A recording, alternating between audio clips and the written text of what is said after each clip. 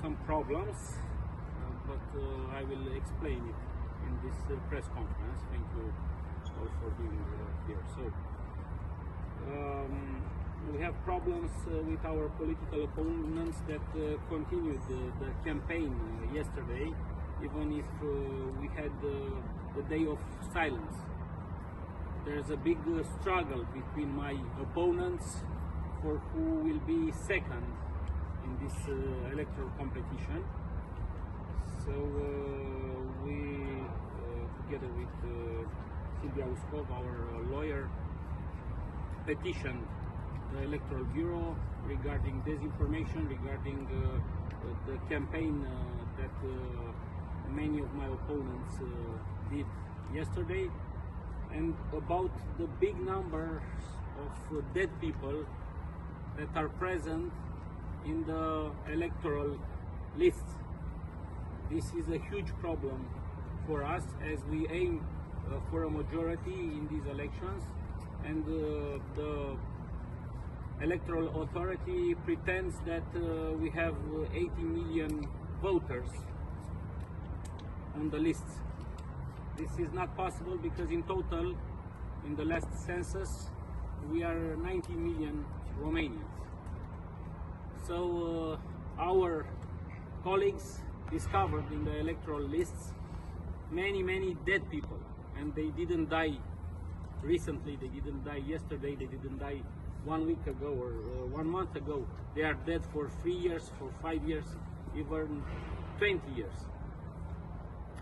We used this electoral list that was given to us by the Romanian authorities to send electoral letters to our elderly, and many families responded back that they died 10 years, 15 years ago. So we have sufficient proof, thousands of cases, to demonstrate what is happening in these elections.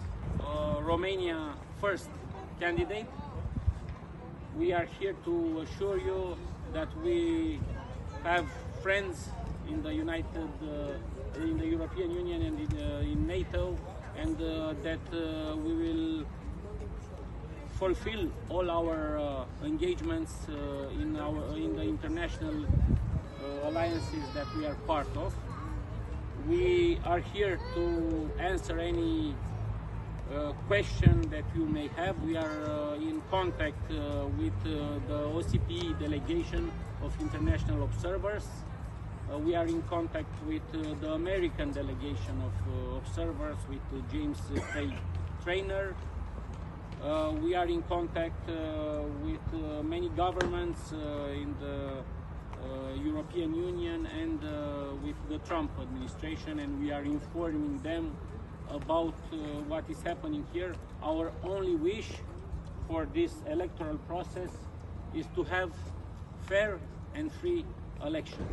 I remind you that the cancellation of elections is not something that only happens in Romania. For over a year, they've attempted to put President Trump in jail. For over a year, they attempted at the highest level of power to use the courts to stop him because they saw one another. This is about living together in cooperation under the truth of freedom, that we each defend the truths that are the basis of our nations. The support that George Simion has in the United States, when I watch the media here, they don't understand. At the highest levels of government, people understand the importance of what's happening in Romania. You, my friends, are at the eye of the storm. What happens in this country will define what happens all over Europe. And Americans know it. And more are waking up to the truth that we must stand together. We must never be silenced. And I'll tell you personally that whatever I can do to help George Simion, whatever I can do to help Romania, whatever other supporters of Donald Trump can do to stand with you, we will do. We will fight together. God bless America and God bless Romania.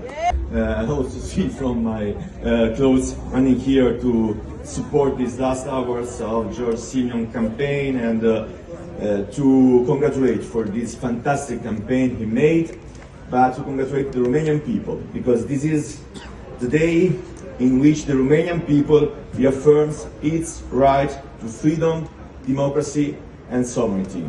This is the main message coming out from the polls right now.